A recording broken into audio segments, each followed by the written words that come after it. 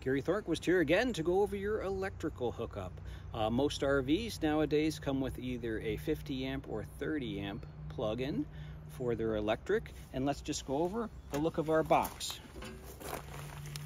You have breakers up top for 50 amp and 30 amp, which control these plugs down below. So this is your 50 amp, this is your 30 amp.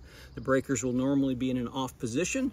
What you need to do is plug in your RV, and once you are ready to turn the power on, you would turn on the corresponding breaker. This is the 50 amp, this is a 30 amp.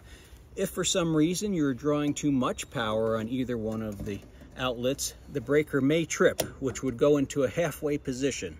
If that happens, you want to turn the breaker all the way off before turning it back on again. One issue to note, if the breaker is warm or hot, you would wait probably 10 minutes at least before trying to turn that breaker back on.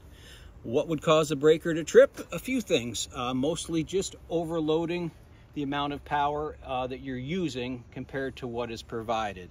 So some things that may cause an overload and a breaker trip would be running too many things at once, certainly. If you have multiple air conditioners, you may want to turn one off. If you have your water heater on electric, you may want to switch it to gas.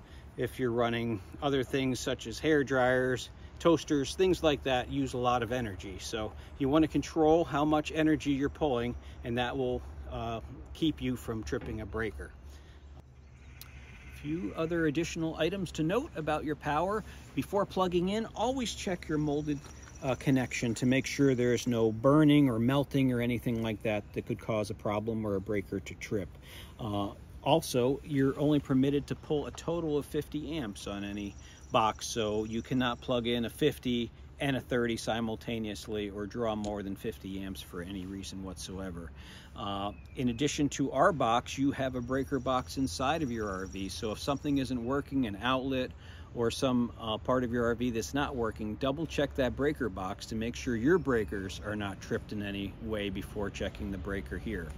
And that's really all you need to know about power.